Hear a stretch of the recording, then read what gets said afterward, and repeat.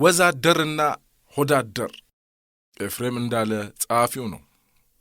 እንዴት ሰነበታችሁ? ስሙኝማ፣ ሕፃናት ቤት ውስጥ አንድ ነገር ሲደረግ አይተው ዝም ይላሉ። ይሄኔ እናት ወይ አባት ነገሩን ለማውጣጣት የሚያባብሉበት ዘዴ አለ። እንበልና የሆነ ብር ቤት ውስጥ ከተቀመጠበት ጠረጴዛ ላይ ይጠፋል። ይሄኔ አባት ሕፃን ልጁን አላደል ቤቢ እዚህ ጋር የነበረውን ብር ማን የወሰደው ሲል ይጠይቃል። ልጁ እንደማያውቅ ይመልሳል። ይሄኔ አባት ምን የሚል ይመስላችኋል? ከነገርከኝ የምሰጥህን አታቅም። ስስ ብልት መምታት ይሏችኋል። ይሄ ነው። ልጅ አሁን ለድርድር ፈቃደኛ ይሆናል። ምን ትሰጠኛለህ? አባት ኬክ እሰጥሃለሁ። ልጅ ሳያመነታ እማዬ ናት የወሰደችው።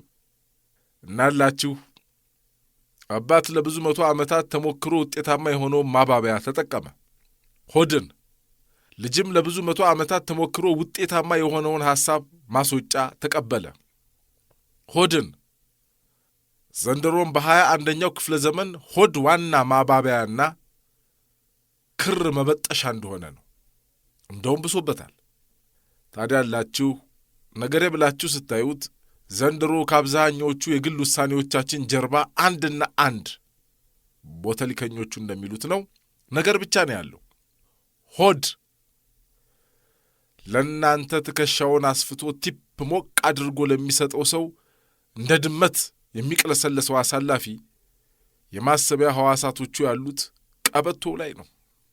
ቀድማቸው የመጣችሁትን ውጭ ገትሮ በኋላ የመጣውን ሌሎችን መንገድ እያስለቀቀ የሚያስገባ የጥበቃ ሠራተኛ የማሰቢያ ሕዋሳቶቹ ያሉት ቀበቶ ላይ ነው።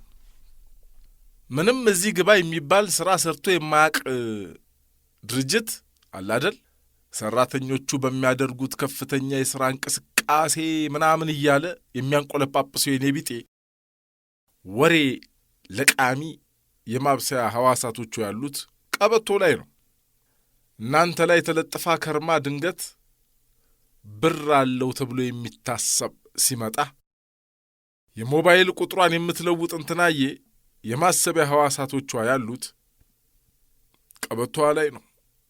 በችግሩ ጊዜ አብራ የቆየችውን የመዝገብ ቤት ሠራተኛ እንትናዬ ዳምፕ አድርጎ አላደል እሷ እኮ ኢሲኤ በወር 20 ሺህ ብር ነው የምትዝቀው ወደምትባለው የሚሄደው ሰው የማሰቢያ ሕዋሳቶቹ ያሉት ቀበቶ ላይ ነው። እናላችሁ ልጄ መደብ ተጨቋኝ መሃል ሰፋሪ ምናምን ብሎ ነገር ቀርቷል።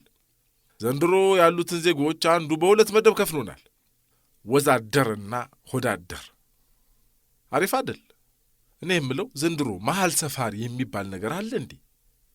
ሲባል አንሰማማ እንዴ? ነገርየው እኮ ከእኛ ጋር ካልሆናችሁ ከእነሱ ጋር ናችሁ አይነት ከሆነ ከራረመ። ታዲያ ወዛደርና ሆዳደር ማለቱ በወዙ የሚያድርና በሆዱ የሚያድር ማለት ነው።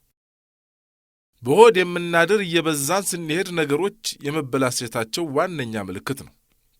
በየድርጅቱ በየአክሲዮኑ በየማኅበሩ የምናየው ንትርክ ከፊሎቹ አባሎች የማሰቢያ ሕዋሳታቸው ወደ ቀበቷቸው ዝቅ ሲል የሚፈጠሩ አይመስላችሁም?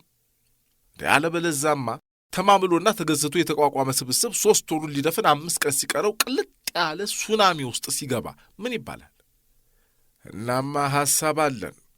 አርቲስት ከሌ እንደሚባለው ሁሉ ከስሞቻችን በፊት ሆዳደር የሚለው ማዕረግ ይካተትልን። ልክ ነዋ። ብዙዎቻችን እንደ ሙያ ከያዝነው አይቀር ኦፊሴላዊ ይሁንልና። ለምሳሌ ለቃለ መጠይቅ ስንቀርብ ምን ሊባል ይችላል መሰላችሁ? ክቡራንና ክቡራት፣ የዛሬው እንግዳችን ሆዳደር ሰብስበው ዳር ከዳር ይባላሉ። ሆዳደር ሰብስበው በተለያዩ ስርዓቶች ውስጥ በታማኝነት ያገለገሉና የሆዳ አደርነትን ሙያ በአገሪቱ እንዲስፋፋ ከፍተኛ አስተዋጽኦ ያደረጉ ምናምን ቢባል አይደላም? አሪፍ ነው። ታዲያ ያላችሁ በየጓዳ አቤት ሆዱን ሲወድ ወይ ምናምን መባባል ቀርቶ ሆዳደርነት የሚያኮራ ሙያ ይሆናል። ማሳሰቢያ፣ ከርሳም ብሎ መሳደብ የተከበረን ሙያ ማንቋሸሽና መስደብ ስለሆነ በሕግ ያስጠይቃል። የምር ግን አለ አይደል ማሳሰቢያችን ሆዳችን ላይ የሆነብን እየበዛን ነው። ባለ ገንዘብ ወይም ባለሥልጣን ፊት ባፍጤማችን ለመደፋት የሚዳዳም በሱፍ ቂቅ ያልን ዝርያችን እየበዛ ነው። ስሙኝማ የምር ብታስቡት እኮ ሆዳ አደር የሚለው መደለያ ከስም በፊት መግባት የጀመረለት ጥያቄው ምን ይሆናል መሰላችሁ? ከአቶና ከሆዳ አደር በብዛት ጥቅም ላይ የዋለው የትኛው ነው? በቃ እኔ የምለው እንግዲህ ጨዋታ ያነሰው የለ የሥራን ነገር ካነሳን አይቀርችን። ስሙኝማ አንዱ ፖሊስ ተፈላጊ ወንጀለኛ ፊት ለፊት ገጥሞት ሳይዘው ወንጀለኛ ያመልጣል። እናላችሁ ጉዳዩ የቀረበላቸው ዳኛ ፖሊሱን ለምንድን ነው ወንጀለኛውን እንዳገኘኸው ያልያዝከው ሲሉ ይጠይቁታል። ሰውየውም ጌታዬ እንዴት ብዬ ለያዘው ይላል። ሥራህ አይደለም እንዴ? እንዴት ብዬ ለያዘው ብሎ ነገር ምንድን ነው እንዴ? በአንድ እጄ ዱላ በሌላ እጄ ሽጉጥ ይዣለሁ ጌታዬ፣ እንዴት ለያዘው? ሦስተኛ እጄ የለኝ። እርፍ። ስሙኝማ እግረ መንገዴን የሆነ ነገር ትዝ አለኝ። ዘንድሮ የሕዝብ ግንኙነት ሠራተኞች አያሳዝኑም? ልክ ነዋ። ዋናው ሥራቸው እኮ መረጃ ከመስጠት ይልቅ አለ አይደል ፈረንጆች ዳሜጅ ኮንትሮል እንደሚሉት አይነት እየሆነ እኮ ነው። መስሪያ ቤታቸው በሆነ ነገር ከተወቀሰ አገልግሎት አጉድሏል ከተባለ አጥፍተናል እናስተካክላለን ከማለት ይልቅ አገራችን በተያያዘችው የእድገት ጎዳና እና ቃላት መዘብዘብ እንደ አይነት መግለጫ ነገርየው ሙያዊ ሳይሆን ካድሬያዊ ያደርገዋል። የምር ግን ይሄ የአገልግሎት መጓደል የሚሉት ነገር እንደው መቼ ነው እንደሌላው ሕዝብ እሰይ ስለቴ ሰመረን እሰይ ስለት እያለን እንደው ስቀን ቤታችን የምንገባበት እያሰኘን ነው። በዛን ሰሞን የሆነ መቆራረጥና ምናምን ብቻ ሙሉ ለሙሉ ተፈቷል ተብሎ ብቻ አራው ተፈቷል። እንደውም እሺ ሆዳደርነት እኮ ጣጣ ፈንጣጣ የለውም። ልክ ነዋ እንዴ? ለክሬ ስል ለማተቤ ብዬ ነገር የለም። የድሮ ፋሽን ነው። እኔ የምለው እንኳን ለሚመጣው በዓል አደረሳችሁ። ለማንኛውም እና ዘንድሮ ማሰቢያችንን ቀበቷችን ላይ አድርገን እንደ ቡሄ ጨፋሪ ያችን ድግስ ውጬ አላደል እንደ ሆዳችን በሰፋ አልጋ ላይ የምንገላበጥ ማዕት ሆነናል። የሆዳደርነት ትልቁ ችግር ግን ምን መሰላችሁ? በሆዳደሩ ድርጊት ምክንያት በዚያኛው ወገን አላደል የሚገባውን ጥቅሙን የሚነጠቅ መብቱ የሚገፈፍ የእሱ የሆነውን ሲያምር ይቅር የሚባል ማዕት መሆኑ ነው። ማሰቢያችንን ከቀበቷችን አላቆ ወደ ትውልድ ስፍራው አንድዬ ይመልስልን።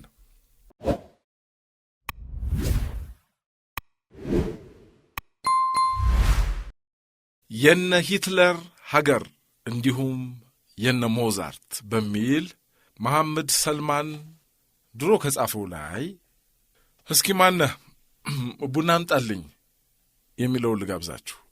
ቬና ኮፊ ሃውስ ገብታችሁ ላስተናጋጁ እስኪ ማነህ ቡና አምጣልኝ አትበሉት። ለምን? ሳቁ ሊመጣ ይችላል። ወይም ደግሞ ትሑት ከሆነ እንግዳ እንደሆናችሁ ስለሚረዳ ምን አይነት ቡና ማዘዝ ፈልገው ነው ጌታዬ ይላችኋል። ይህን ጊዜ ሀፍረት ሸንቆጥ ያደርጋችኋል። ወዱ አይደለም እንዲያ የሚላችሁ የቡናው አይነትና መልኩ እልፍ ስለሆነ ነው።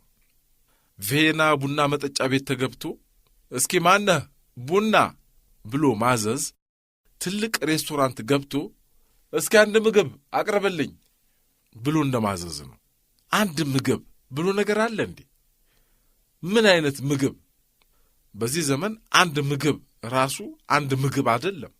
ሾርባ፣ ማባያው፣ ቅድመ መብሉ፣ ዋናው ምግብ፣ ተከታዩ፣ ፍራፍሬው፣ ከምግቡ ጋር አብሮ የሚወሰደው መጠጥ ወዘተረፈ። በእርግጥም አሁን በትልቅ ሬስቶራንት ምግብ ማዘዝ የመጀመሪያ ዲግሪ የሚፈልግ ጉዳይ እየሆነ መጥቷል።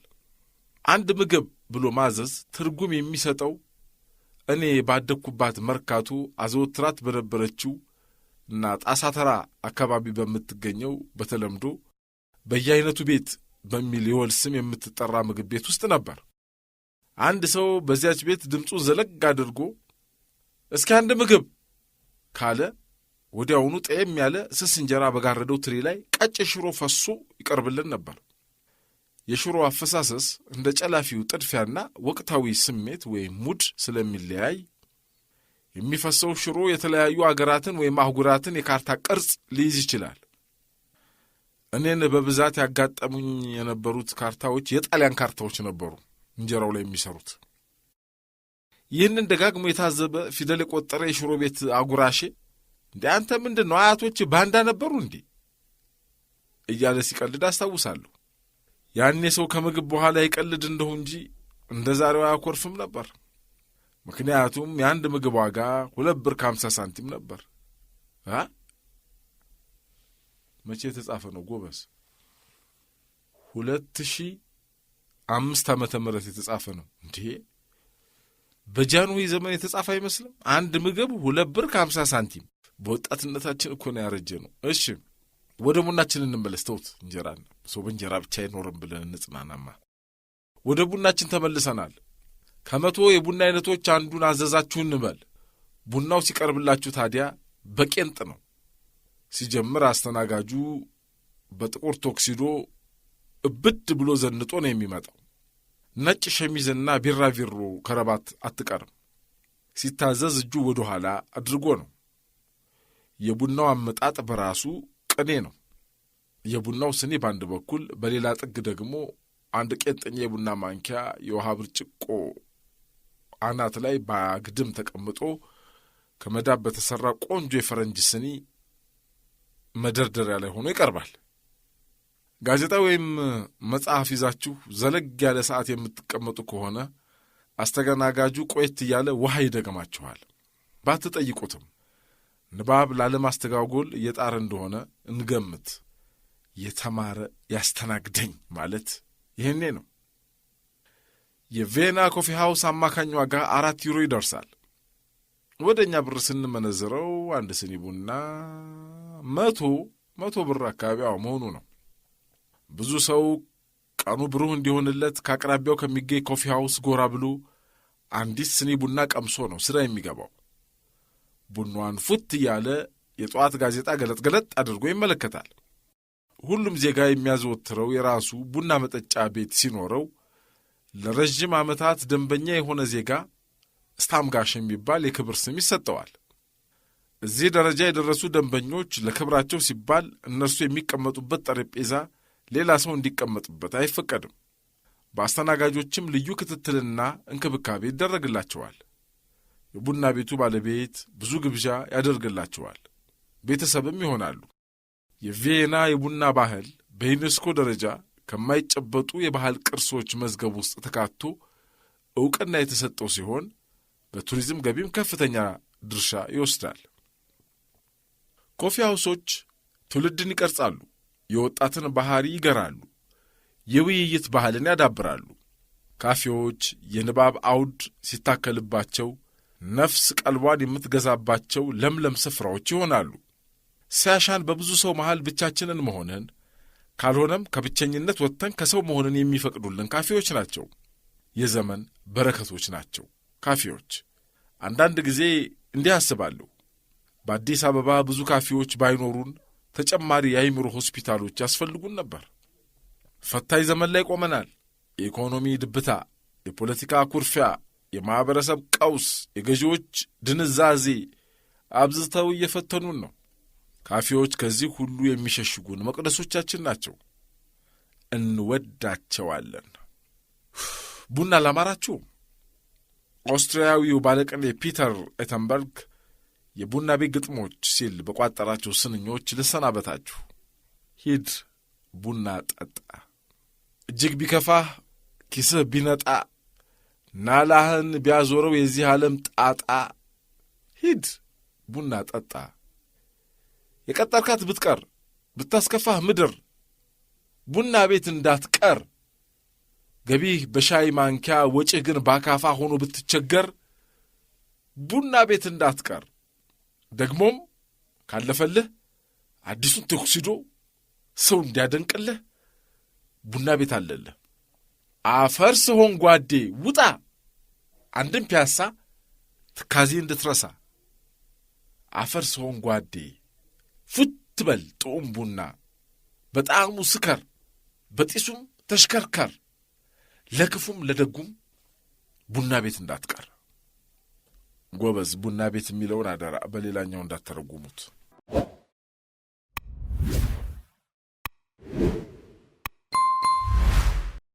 ጀዝብትዩድ ጸሐፊ ሌሊሳ ግርማ። የተወሰደበት መጽሐፍ ርዕስ ደግሞ የነፋስ ሕልምና ሌሎችም የምናብ ታሪኮች የተሰኘ። እውነታው ዓለም ላይ ተቀላቀየ እየኖርኩ አንድ አዋቂ የሚመስል ሰው ሀገሬን ጠየቀኝ።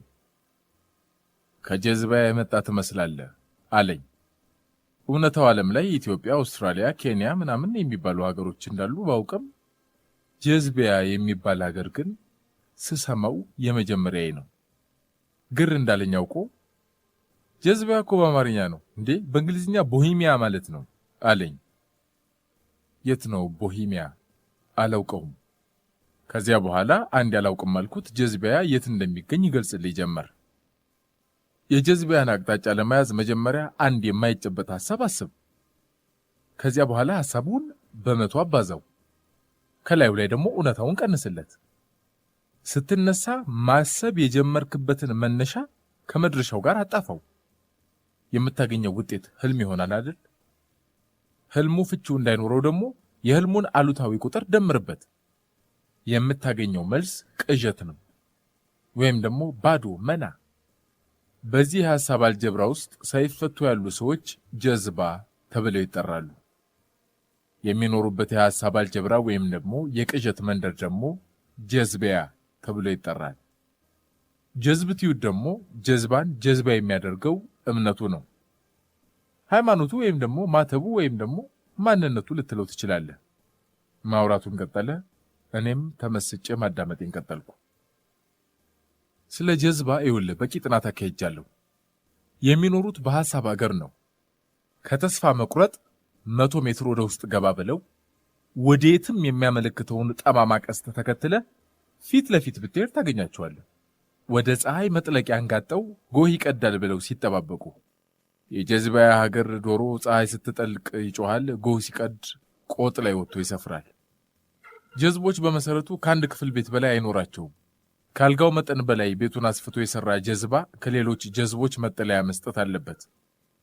አብሮ ተዳብሎ መኖር በቅዝቃዜ ወቅት ሙቀት ለመፍጠር ይረዳቸዋል። ክረምቱ ደግሞ ለባልቴቱና ለሽማግሌው ሳይሆን ለጀዝቦችን ፈታኝ ወቅት ነው። በቅዝቃዜና በረሃብ ይጎዳሉ። ነገር ግን ጥሩ ነገር እንደምታውቀው ጀዝባና እብድ አይሞትም። ቅዝቃዜውን ለማስወገድ ከሰል ማንደድ ባይችሉ እንኳን በእግር ጉዞ ብዛት የሞቀ ጫማቸውን አውልቀው አንድ ቦታ ይከምሩትና ዙሪያውን ከበው ይሞቁታል። ረሃብ ከያዛቸው በምግብ ፈታ በሲጃራ ወረቀት ላይ ግጥም በመጻፍ ረሃባቸውን ሊያስወግዱ ይሞክራሉ። ከጀዝቦች መሃል ጸጉረ ልውጡን አይቶ ማወቅ የሚቻልበት ደግሞ ብዙ መንገዶች አሉ። ይገርማል። የመጀመሪያው መለያ ሰዓት ማሰር ነው። በጀዝባዎች እምነት ሰዓት የተወገዘ ነገር ነው። ጊዜ አይመለከታቸውም። ጊዜ ቆሞ የሚጠብቃቸው ታክሲ ስላልሆነ ሮጠው ተሽቀዳድመው አይሳፈሩበትም። በሰዓታት መታሰር ስለማይፈልጉ ሰዓት አያስሩም። ጊዜ መጠየቅ የሚያበዛ ጀዝባ ከገነት መባረሪያው መድረሱ ግልጽ ነው። ገባህ? በተጨማሪ ደግሞ የሰውነት ንጽህና የሚያበዛ ልብሱን አስተካክሎ የሚለብስና ትንሽዬም ብትሆን የሽቶ ጠረን የሚያመነጭ ሰው ጸጉረ ልውጥ መሆኑ በደንብ ሊታወቅ ይችላል። ነጣ ያለ ልብስ መልበስ በጀዝባያ ይከለከላል። አይን ውስጥ ለመግባት ሙከራ ማድረግ አጥብቆ የተወገዘ ነው። የጀዝቦች ውበት የሚጎላው ጠቆር ባለ ልብስና ጨለም ባለ ሰዓት ወይም ደግሞ የአየር ሁኔታ ነው። ጀዝቦች በሚኖሩበት ክልል ውስጥ የተዝረከረከ ዕቃን ባለማነቃነቅ ያምናሉ። መሬቱ ላይ ሰክኖ የተቀመጠ አቧራ ዕቃ በማነቃነቅ ሰበብ ትንሽ ከተነካ ቀፎ እንደተነካ ንብ ስለሚሆን ስርቻ ውስጥ የወደቀ ነገር ካለ ወርቅ እንኳን ቢሆን ከመፈለግ መተውን የሚመርጡት። ሌላው የእግር ካልሲያቸውን ሳይቀይሩ ለሳምንታት ወይም ለወራት ማድረግ በጀዝባያ ውስጥ የተለመደ ነገር ነው። በመደረግ ብዛት የቆሸሹና የደረቁ የእግር ካልሲዎችን እንደ ቡትስ ጫማ ጥንድ ጥንዱን ጎን ለጎን ቀጥ ቀጥ ቀጥ አድርጎ እንደ ጫማ መደርደር የቻለ ጀዝባ እንዳለ በወሬ ደረጃ ሰምቻለሁ። ጀዝባ አይጀዝባ ተካፍሎ በመብላት ያምናል። ባለው ቀን ለሌላው ሰጥቶ በሌለው ቀን ደግሞ ካለው ተካፍሎ በመኖር ያምናል። የሚገርመው ነገር ግን ብዙ ጊዜ አይኖረውም። እጅጉን ይበዛል የማይኖረው ጊዜ።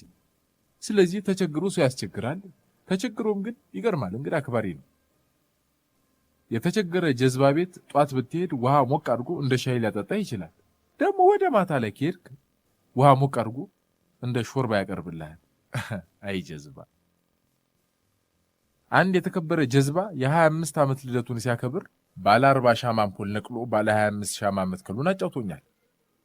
በአጠቃላይ የጀዝባ ወፍራም የለውም፣ ቀጫጭኖች ናቸው።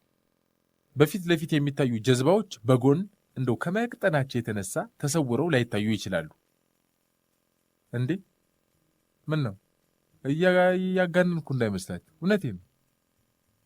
ጀዝቦች በመስታወት የራሳቸውን መልክ ብዙ ማየት አይወዱም። መስታወቱን ማየት ካለባቸው ግን ፊታቸውን ለማጽዳት መጀመሪያ መስታወቱን ማጽዳት አለባቸው። ጀዝባ የሚያዳምጠው ሙዚቃ ደግሞ እንትን አይነት ነው።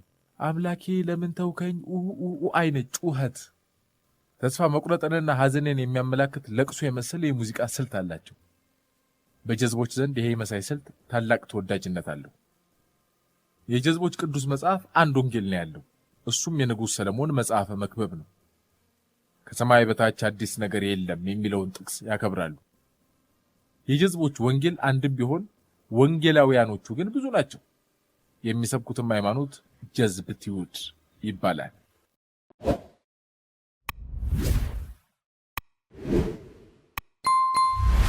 የወፍ ማስፈራሪያና ሌሎች አጫጭር ታሪኮች ከተሰኘው የሚካኤል ሽፈራው መጽሐፍ ላይ የሁለት ዓለም ሙሉ የሚለውን ልጋብዛችሁ። ሶረን የሚባለው ገጸ ባህሪ ወፉ ነው። ድንቅዬ የተባለው ደግሞ ገጠር እርሻ ላይ ልክ እንደ ሰው ተመስሎ ኮፍያ ይደፋለትና ቆም የሚለው አለ አይደለ? ይሄ ወፎች ሲያዩት እንኳን ሰው አለ ብለው አስበው እንዲበሩ የሚያደርግ እሱ ነው። ሶረን ይህንን ድንቅዬ የተባለ ማሳ መሃል የሚቆመውን ሰው መሳይ ሰው ከወፍ ማስፈራሪያው ትይዩ ከማሽላ ገዳው ባሻገር ካለው ከመኖሪያው ጎጆ ደጃፍ ቅርንጫፉ ላይ ተቀምጦ ሲያሰላስለው ቀላል ይመስል ነበር። ለብዙ ቀናት በተመስጦ እያሰበው ውጤቱን እያሰበ ሲደነቅ ሰንብቶ በመጨረሻ ከተቀመጠበት ቅርንጫፍ ተነስቶ ለመብረር መንታ ክንፎቹን ሊዘረጋ ሲሞክር ታላቅ የፍርሃት ስሜት አስሮ ሲይዘው ተሰማው። እውነት አሁን እነዚህ ሁሉ መንጋ ወፈ ሰማይ የእነሱም አባቶችና የአባቶቻቸው አባቶች ይህን ሁሉ ዘመን ያመኑት እውነት እንዴት እንዲህ በአንዲት ማለዳ ጀንበር ከንቱ ሊሆን ይችላል? ሰው አይደለም። ድንቅነህ የምንለው ይሄ ማሳ መሃል የቆመው ሰው ይመስላል እንጂ ሰው አይደለም። ግን እውነት እየቃዠው ይሆን እንዴ? እኔስ ብሆን ላለመቃዠቴ ከራሴ በቀር ሌላ ማን ምስክር አለኝ? እኔ ያየሁትን አይቶ እውነት ነው ሶረን ቅዠት አይደለም የሚለኝ አንድ እንኳን በሯ ዳሪ ዘመድ መች አገኘው? ምናልባት ደግሞ ያለሁት በአንድ ረዥም ህልም ውስጥ ቢሆንስ? ቆይ እስቲ ሁሉንም ነገር መልሼ ልመልከተው አለ። ለማሰብ ሞከረ። በህልም አይደለም አለ መልሶ። አዎ እየቃዠሁ አይደለም፣ ሁሉም ነገር በቦታው አለ። ቆይ እስቲ ልሄድና በመጀመሪያ ጠጋ ብዬ እንደገና ሜዳ የመሰለ ፊቱን በጭድ የተጎሰጎሰ ሆድቃውን ልመልከተው አለና እንደምንም ካገዳ ገዳ እየዘለለ ዘሎ ከኋላው ከጎኑ ከስር ወደ ላይ ደግሞ ቁልቁል ሲመረምረው ቆይቶ በራሱ ፍርሃት ተገረመ። ከሁሉም በላይ አሁን በቀደምለት መንጋው ስለ ወፈ ጠባቂው የነገራቸውን ባለማመናቸው ያዘነው ሐዘን ዛሬ አስገረም። ታዲያ እኔ ራሴ አይቼ በዓይኖቼ ያየሁትን እውነት ለማመን እንዲህ ከተፈታተነኝ እንዴት አድርጌ በእነርሱ ልፈርድ ይቻለኛል አለ። ለመሆኑ ማየት ማመን ነው ያለኝ ሞኝ ሊቅ ማን ነበር አለና የተለመደው መልስ አልቦ ጥያቄ ጠየቀ። እውነት ማየት ማመን ከሆነ ታዲያ ምን አጠራጠረ አለው ሶረን። በዚህ ሐሳብ ውስጥ እያለ ከድንቅነህ አቅጣጫ የኮሽታ ድምፅ የተሰማ መሰለውና ብትት ብሎ በሮ በዋርካው ላይ ተቀመጠና ድንጋጤው መለስ ሲልለት በገዛ ፍርሃቱ የሐዘን ሳቅ ሳቀ። ከዚህ በኋላ ከተቀመጠበት የማሽላ ገዳ ላይ ተነስቶ ያ ሰብል መሃል ላይ ያለው ድንቅነህ ራስ ላይ ተቀመጠ። ፍርሃቱ እየገፈፈ ሲሄድ ከትከሻው ወደ ራሱ ዘሎ ወጣ። ከሰሌን ባርኔጣው ላይ እንጣጣለና ከዚህ ቀደም ደረቅ ሳር አይቶ ያውቅ ይመስል ድንቅነህ ትከሻ ላይ አስቀምጦ ተመለከታት። አሁንም ሌላ ሳር መዘዘና ቁልቁል ወደ መሬት ለቀቃት። ወደ ሆዱ ዝቅ ብሎ የተቦተረፈ ሽንቁር አገኘ። በሽንቁሩ ራሱን አስገብቶ ሳርና ሰንበሌጥ መዞ አወጣና አሁንም ቁልቁል ወደ መሬት ለቀቀው። ሳርና ሰንበሌጡ በንፋስ እየተንሳፈፈ ወደ መሬት ሲወድቅ ከድንቅነህ ክንድ ላይ ተቀምጦ ቁልቁል ተመለከተ። በዚህ አይነት በዛች ምሽት በገዛ ሕይወቱ ዋጋ ለትውልድና ለራሱ ታላቅ ገድል ፈጽሞ አደረ። በዚያች ምሽት ራሱንና ትውልድን ከዘለዓለማዊ ያለማወቅና የፍርሃት ውርስ ነፃ ወጣ። ወደ ጎጆው ተመልሶ በፈጸመው ተግባር ተመስጦ ሲደነቅ ቆይቶ ሰላማዊ ጥልቅ እንቅልፍ ወሰደው። ድንቅነህ ለራሱ ሕይወት ባይኖረውም በእያንዳንዱ ወፍ ነፍስ ውስጥ ግን የማይጠረጠር የማይመረመር ሕይወት ነበረው። ከዘመን ዘመን መላውን ትውልድ ሲያስጨንቅ ኖሯል።